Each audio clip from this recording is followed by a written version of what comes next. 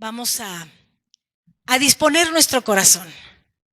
Dispongámoslo en esta mañana para recibir su palabra. Padre, en el nombre de tu Hijo Jesús, te doy las gracias, Señor, por este día, por la oportunidad que tenemos de abrir tu palabra.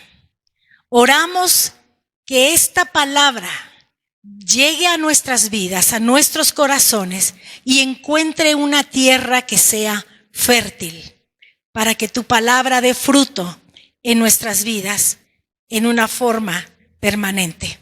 En el nombre precioso de Jesús, amén. Les invito, hermanos, que vayamos a la carta a los Colosenses. Y tal vez usted diga, esa es la que hemos estado leyendo. Sí, empezamos hace unas semanas hablando en Hebreos, después fuimos a Colosenses, nos pasamos posteriormente a Efesios, viendo qué es lo que Pablo le habla a la iglesia, la que se encontraba tanto en Éfeso como la que se encuentra en Colosas. Y encontramos que Pablo le escribió a los Colosenses. Vamos al capítulo 1, hermanos. Pablo le habló a los Colosenses, les mandó una carta, les escribió a ellos. Ahora, quisiera darles yo a ustedes algunos datos que no están aquí en la Escritura. Son datos que tienen los historiadores, que han comparado diferentes porciones de la palabra y han llegado a lo siguiente. Tal vez usted lo sabía, Pablo no fundó la iglesia en Colosas. Aunque le escribió a los colosenses, él no fundó esa iglesia, la que estaba en Colosas. ¿Qué fue lo que sucedió? ¿Por qué Pablo le escribe entonces a estos hermanos colosenses? Lo que sucede es que Pablo estuvo ministrando por 3 años en otra población, que era Éfeso. Ahí estuvo 3 años enseñando constantemente. Y dicen los historiadores que ahí en Éfeso llegó un hombre que venía de Colosas, y ese hombre era llamado Epafras. Él se convirtió al Señor con Pablo en Éfeso. Y al recibir la palabra y al recibir el evangelio, recibir las buenas nuevas, cuando él regresa a su tierra, cuando él regresa a Colosas, inicia la congregación de hermanos ahí. Ellos son los colosenses. ¿Había amistad, comunión con Pablo? Por supuesto que sí. Tanto que él tuvo la oportunidad y la libertad de acercarse a Pablo en la cárcel, porque Pablo estaba encarcelado, para pedirle que les enviara una carta a los hermanos que estaban allá en Colosas.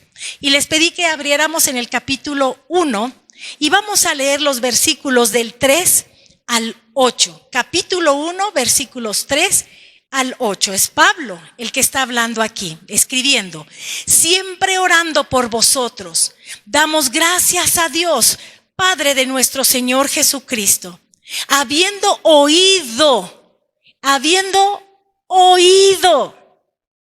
conocía de Colosas de oídas de lo que venía el hermano Epafras y le platicaba, habiendo oído de vuestra fe en Cristo Jesús y del amor que tenéis a todos los santos, a causa de la esperanza que os está guardada en los cielos, de la cual ya habéis oído por la palabra verdadera del evangelio. A ellos les había llegado el evangelio. ¿A través de quién? Del hermano Epafras.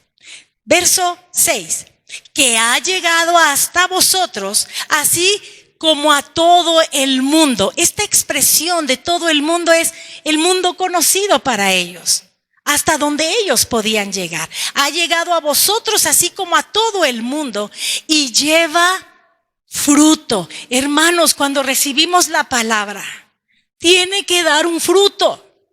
Eso era antes y sigue siendo ahora exactamente lo mismo. Y lleva fruto y crece, también en vosotros, desde el día que oísteis y conocisteis la gracia de Dios en verdad, como lo habéis aprendido de Epafras, nuestro consiervo amado, que es un fiel ministro de Cristo para vosotros. ¿Quién era el encargado ahí en Colosas? El hermano Epafras. Verso 8, quien también nos ha declarado vuestro amor en el Espíritu. Pablo conocía de los hermanos de Colosas a través de su consiervo, pero también conocía del amor de ellos a través del siervo.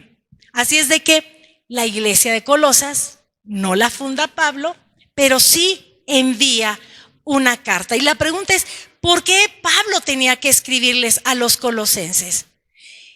Dijimos que Epafras les solicita que les envíe unas palabras, una carta. ¿Pero por qué? En aquel entonces, hermanos, habían surgido falsas doctrinas que se estaban introduciendo en la iglesia en Colosas. Así es de que preocupado el siervo Epafras de esta situación, pide el apoyo del hermano Pablo. Estas doctrinas, hermanos, era una mezcla entre ocultismo pagano, legalismos judíos, era toda una mezcla. De hecho, había un pensamiento, imagínense ustedes, un pensamiento que enseñaba que el Señor Jesús no era plenamente Dios, que el Señor Jesús no era plenamente hombre, sino más bien que era un ser semidivino. Así es de que, pues, autoridad no tenía. Todas esas doctrinas, enseñanzas y pensamientos se estaban introduciendo en la iglesia. Así es de que Pablo dice, por supuesto, voy a enviarles una carta a los hermanos. Y fíjese que no hay ninguna referencia, ningún dato bíblico que nos diga que en algún momento haya ido Pablo a Colosas. No hay. Entonces vamos a ver Colosenses 2:4. Ya leímos el capítulo 1. Vamos al capítulo 2 y veamos el versículo 4. Y dice la escritura, y esto lo digo para que nadie os engañe con palabras persuasivas. Les estoy escribiendo a ustedes para que no sean engañados, porque hay quienes usan palabras para persuadir, para que sean librados de esa situación. Y si adelante vemos en el versículo 8, dice, mirad que nadie os engañe.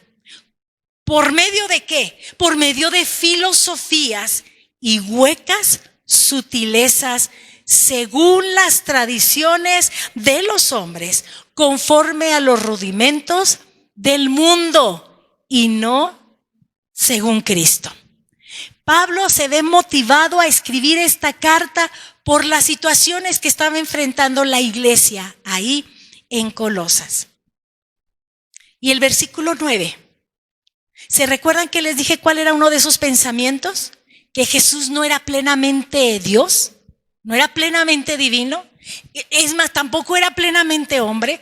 Dice el versículo 9, porque en Él, o sea, en Jesús, habita corporalmente toda la plenitud de la deidad.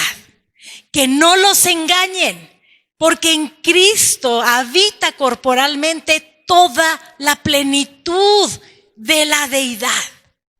No permitan que nadie los engañe con otro tipo de palabras. Amén. Atiende Pablo el llamado de su consiervo. Y les dije, lo hizo, envió esta carta estando en prisión. Yo no sé si alguien estando privado de su libertad tenga ganas de estar escribiendo.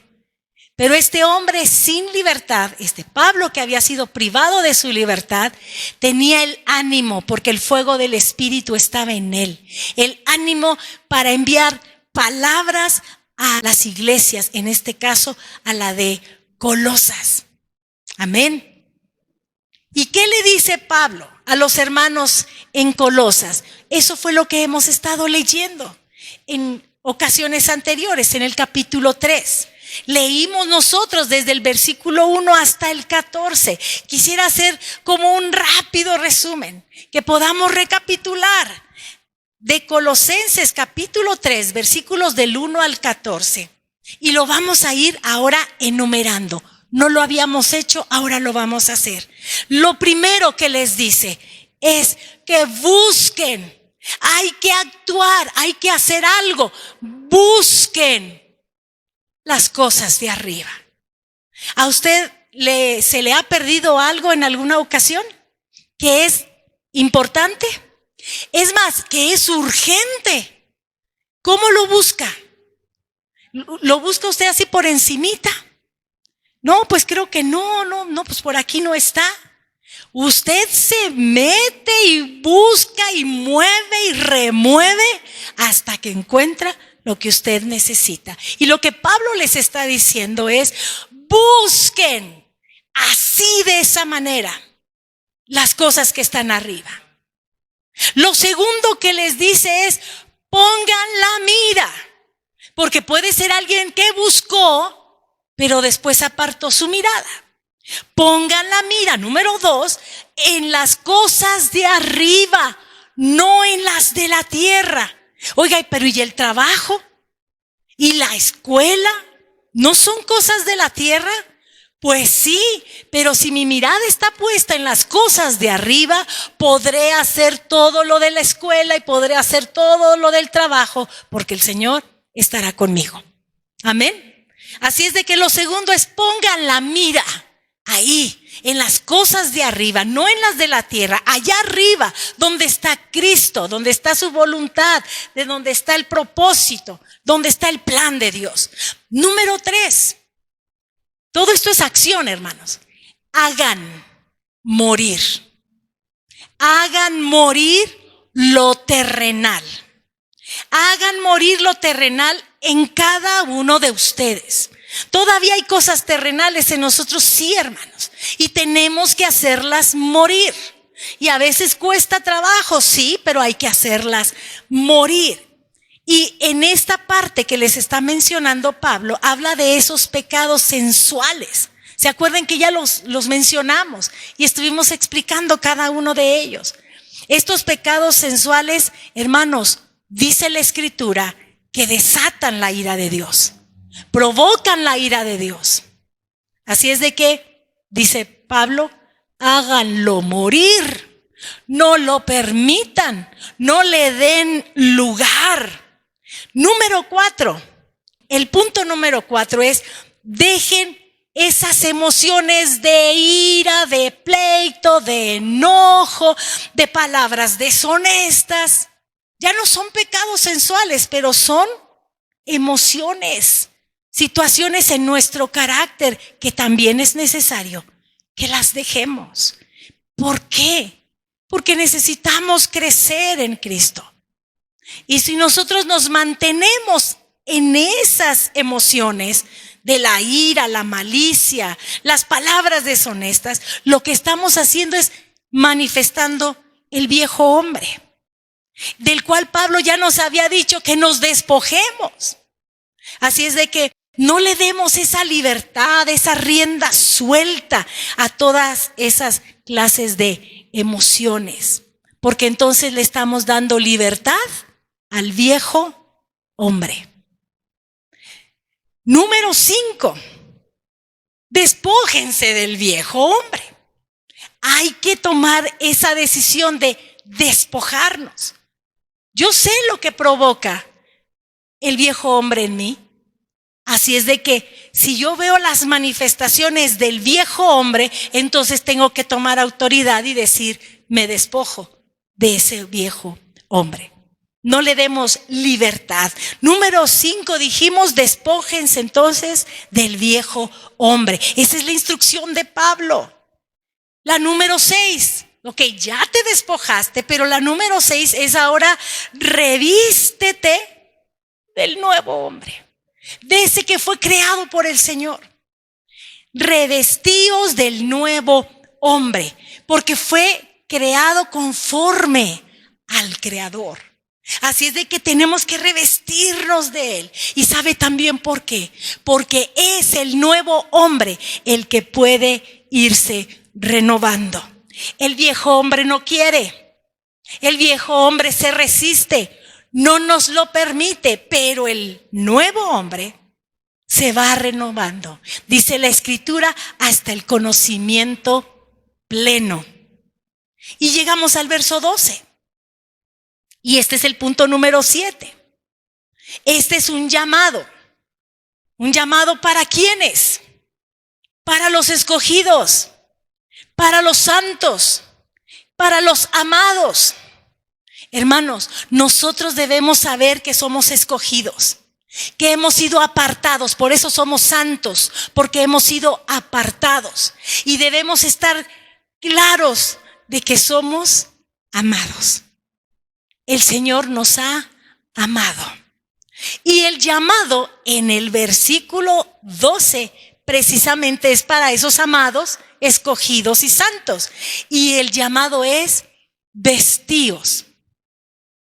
Y especifica vestíos de entrañable misericordia. Lo vimos hace 8 días. Entrañable misericordia. La misericordia que surge desde adentro, desde las entrañas. Entrañable misericordia. Tenemos que ponernos otro vestido también, que es de benignidad. Hermanas, ustedes tienen vestidos en casa, ¿verdad? ¿1? ¿O tienen 2 o 3? ¿O 10? Podemos tener muchos vestidos y nos gustan unos más que otros, ¿verdad que sí? Y decimos, ay, con este me siento bien a gusto. Bueno, así como nosotros nos ponemos un vestido, luego nos podemos poner otro. Lo que Pablo dice, tú que eres santo, que eres amado de Dios, que eres escogido del Señor, tienes que ponerte un vestido. Y ese vestido es de entrañable misericordia. ¿Cada cuándo, hermanos? Porque a veces nosotros nos ponemos un vestido, las hermanas, y no nos gusta repetirlo, ¿verdad? Nos tardamos para volvérnoslo a poner. Pero ¿qué cree? Que este vestido de entrañable misericordia nos lo tenemos que poner todos los días. Todos los días. Y si usted está pensando, ay, qué bueno que son las hermanas las que se ponen el vestido. No, hermano, también es para usted. Todos los varones es necesario que se vistan de entrañable misericordia. Esa camisa que les gusta mucho, entrañable misericordia, hay que ponérnosla. Otra forma de vestidura es benignidad. Y dice Pablo, vístanse de humildad. Y hace 8 días lo hablamos. ¿Quién es nuestro ejemplo de humildad? El Señor Jesús dijo, aprendan de mí. Hay que aprender, hermanos, a ser humildes y a ser mansos de corazón. Y lo que dice Pablo es también vestíos de mansedumbre, como el Señor Jesús, que era manso. Vístanse de paciencia. Todos estos vestidos nos los tenemos que poner, hermanos, todos los días. Porque cada uno de estos vestidos nos ayuda a vivir cada día diferentes situaciones. Y este fue el número 8, el punto número 8, vestirnos de todo lo que acabamos de mencionar. El número 9. Punto número 9 es que podamos entonces, si verdaderamente nos hemos vestido de esta manera, entonces nos vamos a poder soportar unos a otros. Y si alguien no estuvo hace 8 días, que diga, oh, eso de soportarse no me gusta. Parece algo que no es agradable. Les queremos recordar que soportar es sostenerse. Soportar es ayudarse. Así es que cuando Pablo dice, ustedes que se han vestido de esta manera, entonces podrán sostenerse unos a otros. ¿Por qué? Porque hay misericordia en el corazón. Porque hay paciencia. Porque hay humildad. Porque hay mansedumbre, podrán sostenerse, podrán ayudarse, podrán soportarse unos a otros. Esto es entre nosotros, hermano. Aquí Pablo les está escribiendo a estos hermanitos en Colosas para que entre ellos se sostengan, que entre ellos se ayuden, se apoyen. Y algo más, número 10, que se puedan perdonar. Que se puedan perdonar unos a otros. Si es que hay alguna queja. ¿Creen ustedes que habrá quejas, hermanos, entre unos y otros? ¿Podrá llegar a haber quejas? ¿O todos somos angelicales que tenemos hasta alitas en la espalda? Habrá quejas. Pero si nos vestimos, como ha dicho aquí el Espíritu Santo a través de Pablo, podremos perdonarnos. Hermana, es que eso que yo viví, mire, no lo puedo perdonar. Hay que cambiar la expresión, más bien es no lo quiero perdonar. Porque la acción para perdonar es una decisión personal. Y cuando nosotros extendemos perdón, pudiéramos pensar que es el otro el que va a ser beneficiado con mi perdón. Y no, hermanos. Los primeros que se benefician al perdonar somos nosotros mismos. Somos nosotros los que requerimos obedecer al Señor para ser libres de esa carga. Porque nosotros somos los que necesitamos ser libres cuando perdonamos. Y dice Pablo, mira, si tú te has vestido de todo esto, entonces podrán sostenerse y ayudarse, pero también podrán perdonarse cuando sea necesario. Tenemos que aprender a perdonar, hermanos, pero también tenemos que aprender a pedir perdón. ¿Ha usted escuchado cuando alguien pide perdón? Pues ya perdónenme, ¿no? Pues ya, pues sí me equivoqué y pues ya, pues ni que fuera la primera. O sea, ya, ahí no hay un arrepentimiento, ahí no hay un deseo de resolver las cosas. Es necesario que lo hagamos correctamente. ¿Estamos de acuerdo, hermanos? Debemos perdonarnos. ¿Cómo nos deberíamos perdonar? Dice aquí Pablo. De la manera que Cristo nos perdonó. ¿Qué hizo Jesús? Llegó hasta la cruz, derramó su sangre, porque nosotros estábamos condenados, pero Él nos perdonó de esa manera, derramó su sangre en la cruz. De la manera que Cristo nos perdonó, así también ustedes perdónense, no guarden resentimientos. Mire, cuando nosotros perdonamos, no es de que nos da amnesia y ya no nos acordamos de lo que pasó. Por supuesto que lo podemos recordar, pero sin resentimientos en el corazón. Porque no es que se borre, es algo que ya no lo estamos mencionando. Cuando no hay perdón, es constante estar recordando esa situación. Y el único que se daña es aquel que no ha perdonado y que está recordando y recordando lo que le hicieron. ¿Queremos ser libres, hermanos? Tenemos que aprender a perdonar. Seamos libres. Y el versículo siguiente hablaba del punto número 11. El 10 fue que nos perdonemos unos a otros. Pero el punto número 11 ahora termina esta parte, esta porción de la escritura diciéndole Pablo a los colosenses. ¿Y saben qué? Sobre todas estas cosas, vístanse, seguimos hablando del vestido, vístanse de aquel que es el vínculo perfecto. Vístanse de amor. Ese amor es el vínculo perfecto. Y el otro día dijimos, cruce sus manos así. Este es el vínculo perfecto. Algo que une, que entrelaza, que mantiene unidos. ¿Por qué lo podemos hacer? Porque nos hemos vestido de amor.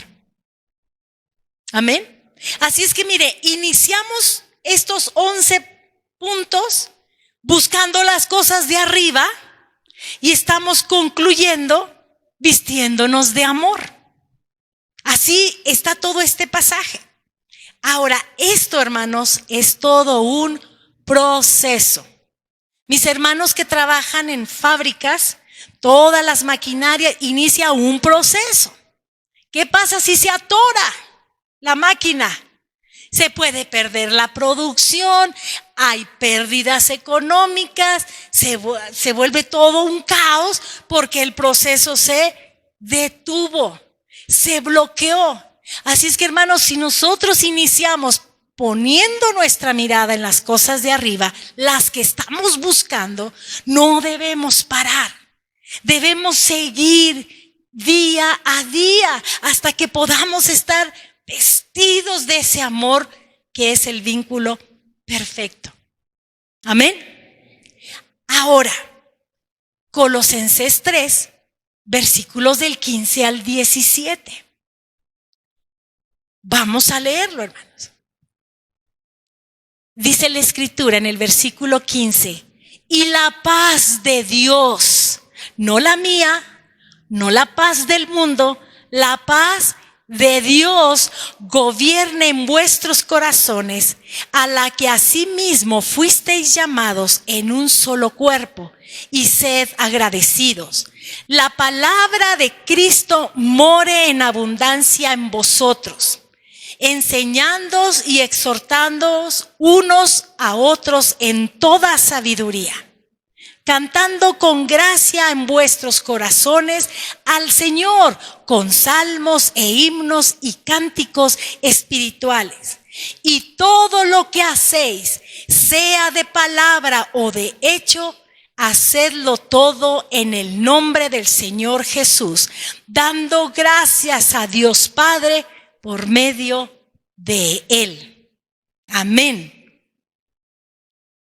Si nosotros leemos el versículo 14, vamos a encontrar que Pablo dice, y sobre todas estas cosas, vestíos de amor, ¿verdad? Y ahora empieza el versículo 15 diciendo, y la paz de Dios. Y la paz de Dios. Hermanos, la paz de Dios tiene que hacer algo en nuestros corazones. En mi corazón. Tiene que hacer algo. ¿Y qué es lo que tiene que hacer? Gobernar mi corazón.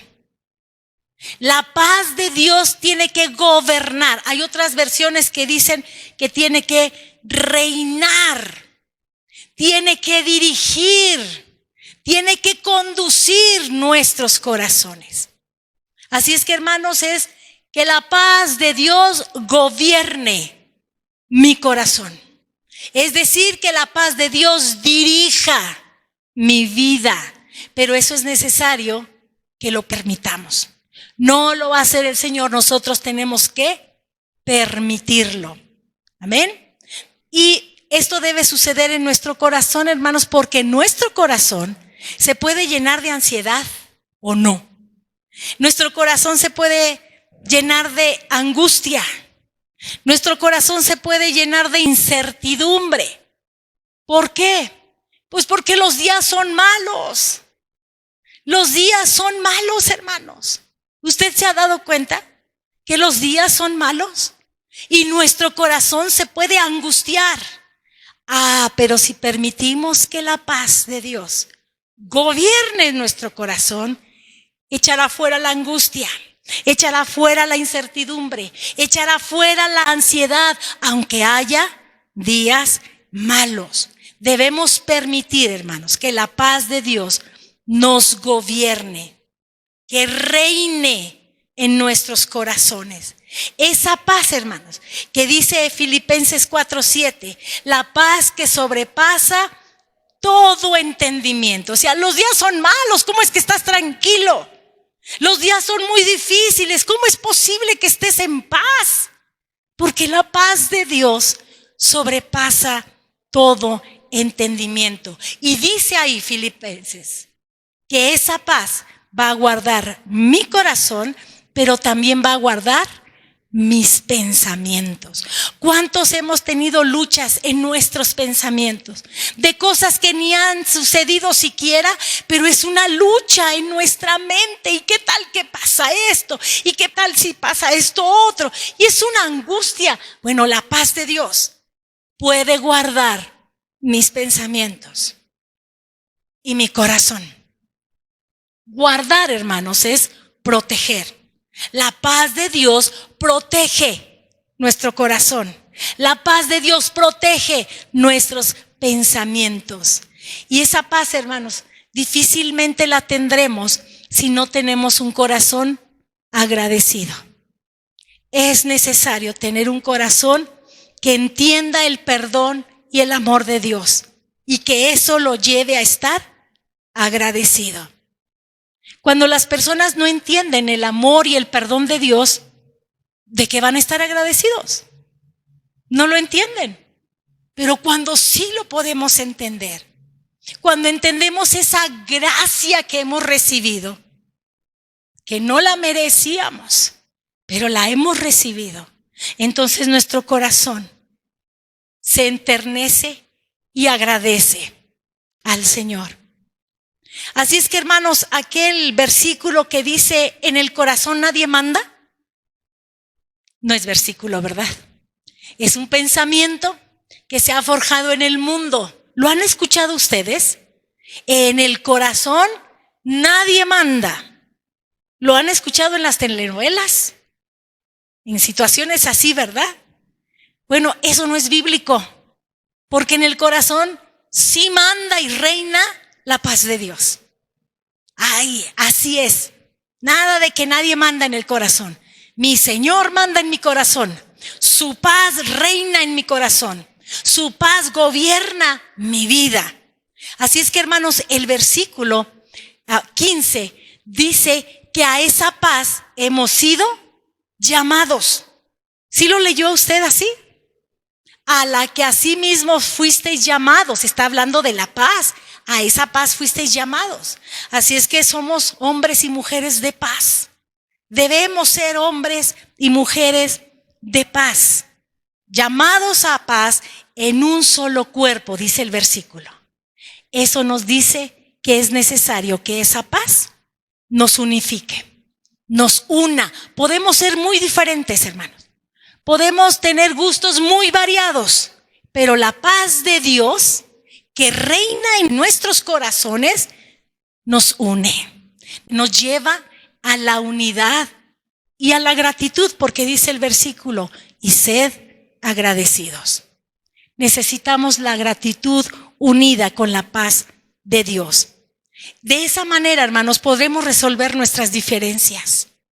Podremos continuar siendo agradecidos y resolver las diferencias que pudieran llegar a surgir, porque sí surgen, hermanos. Pueden llegar a surgir, pero las podremos resolver. Ese fue el punto número 12, ¿verdad? Punto número 13. Es de lo que acabamos de leer, versículo 16. Aquí habla de la palabra de Cristo. Y dicen los comentaristas, varios de ellos, que esta expresión, la palabra de Cristo, es la única vez que aparece en la Escritura. Nosotros encontramos la palabra del Señor, la palabra de Dios, la palabra, pero la palabra de Cristo, esta es la única vez que aparece. ¿Y qué habla de la palabra de Dios? De lo que hacemos nosotros cada domingo después de que hemos alabado al Señor con todo nuestro corazón. ¿Qué hace la palabra? ¿Qué debe hacer? ¿Cómo debe estar esa palabra? Dice la Escritura que debe morar. Es decir, debe vivir, debe habitar en abundancia en mí. La palabra del Señor debe abundar en mí. Así es que, hermanos, si usted solamente abre su Biblia el domingo que estamos aquí, nada más, difícilmente la palabra del Señor va a abundar en ustedes. Necesitamos hacerlo todos los días. ¿De qué manera podrá abundar, hermanos, la palabra de Cristo en nosotros si no la leemos? si no la escudriñamos. Debe abundar en nosotros. ¿Y sabe para qué debe abundar? Yo en un principio entendía que la palabra que abunda en nosotros nos enseña y nos exhorta. Pero no es lo que está diciendo en este pasaje. ¿Qué es lo que dice en el pasaje? Que cuando la palabra de Cristo abunda en nosotros, nosotros podremos enseñar y exhortarnos en toda sabiduría. Nos podremos enseñar y exhortar unos a otros, pero no con nuestra sabiduría, sino con la sabiduría que viene del Señor. Porque lo haremos con mansedumbre, lo haremos con humildad. ¿Qué es enseñar, hermanos? Instruir. ¿Y qué es exhortar? Alguien diría, pues regañar. Eso no es exhortar. Exhortar es animar. Exhortar es advertir. Y dice la Escritura que si la palabra de Cristo llena nuestra vida, entonces tendremos esa posibilidad de animarnos unos a otros para caminar en esta carrera de la fe. Y lo haremos con toda sabiduría, la sabiduría que es del Señor. Porque, hermanos, muchas veces conocemos de la Escritura y hablamos de golpe. No tenemos tacto para decir las cosas y podemos lastimar. Así es de que es necesario que la palabra abunde, pero que cuando hablemos, nos enseñemos, nos animemos, lo hagamos con sabiduría. Amén. Si la palabra de Cristo abunda, hermanos, de acuerdo a este versículo 16, si abunda, ¿habrá lugar en nosotros para el chisme? ¿Habrá lugar para la murmuración? Si la palabra de Cristo está abundando en nosotros, ¿daremos oportunidad a la queja? ¿Habrá oportunidad? No, hermanos, estaremos hablando las palabras de Cristo.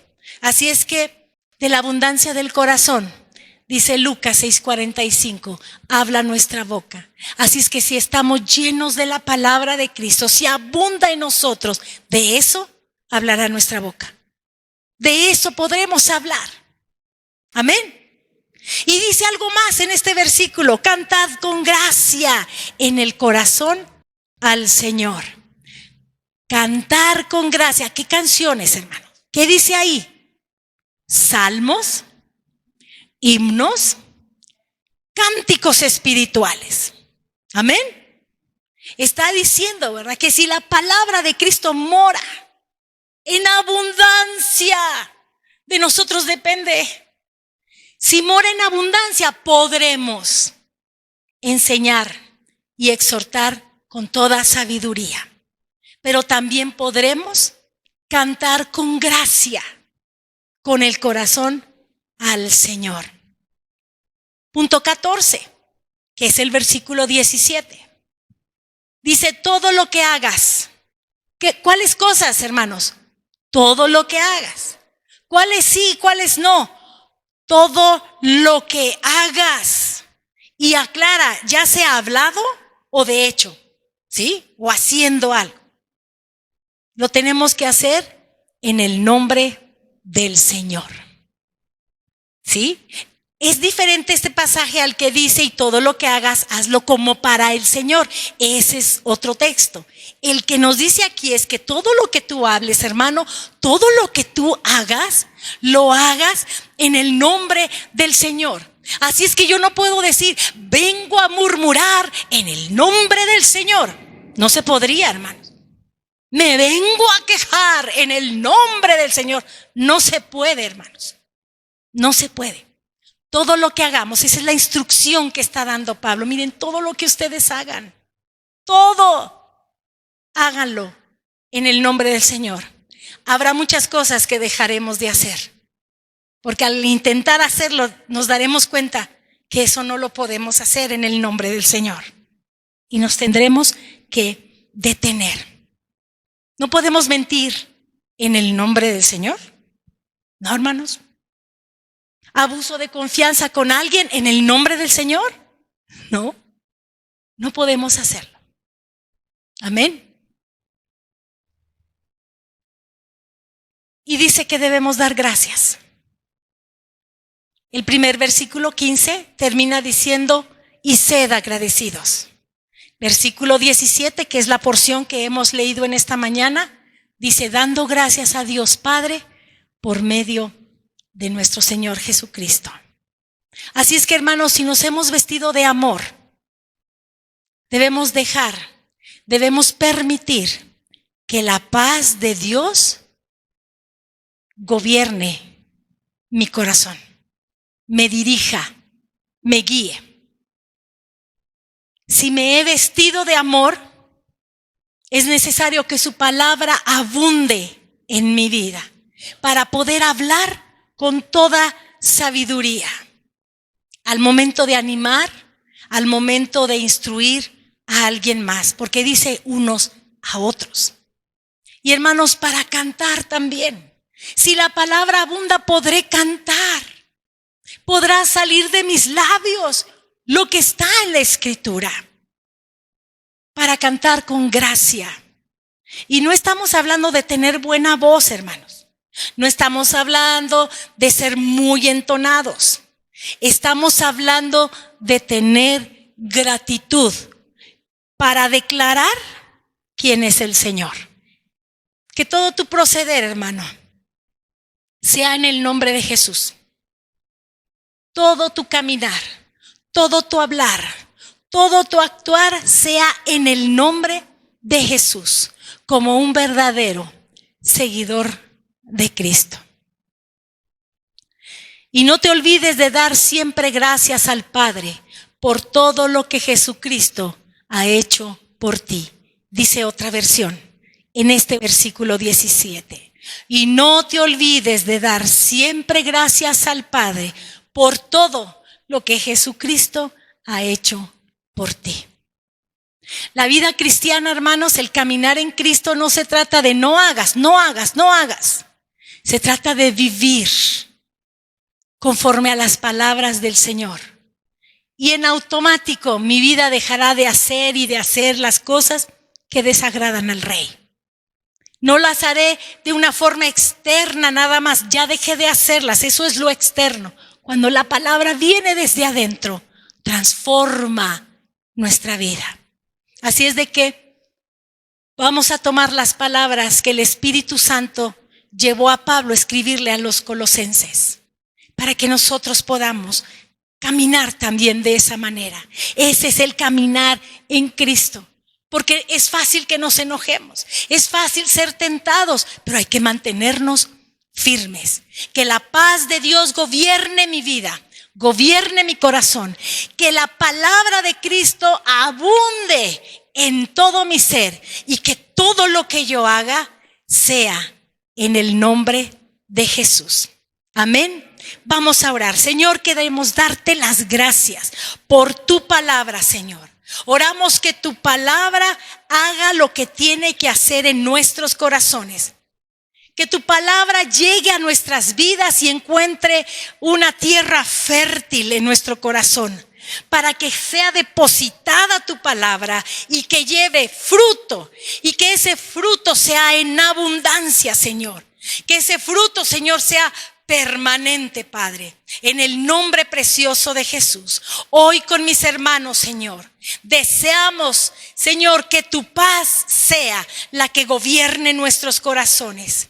Señor, anhelamos que tu palabra abunde en nuestras vidas y que todo, Señor, nuestro proceder, todo lo que hagamos, en palabra o en hecho, Señor, lo hagamos en el nombre de nuestro Señor Jesucristo. Espíritu Santo, ayúdanos a caminar esta carrera de la fe, manteniendo siempre nuestra mirada en las cosas de arriba. En ti, Señor Jesús. Amén. Que así sea, hermanos. En el nombre de Jesús, que así sea. Amén. Que el Señor les bendiga, hermanos, y que tengan una semana bendecida en el Señor. Amén.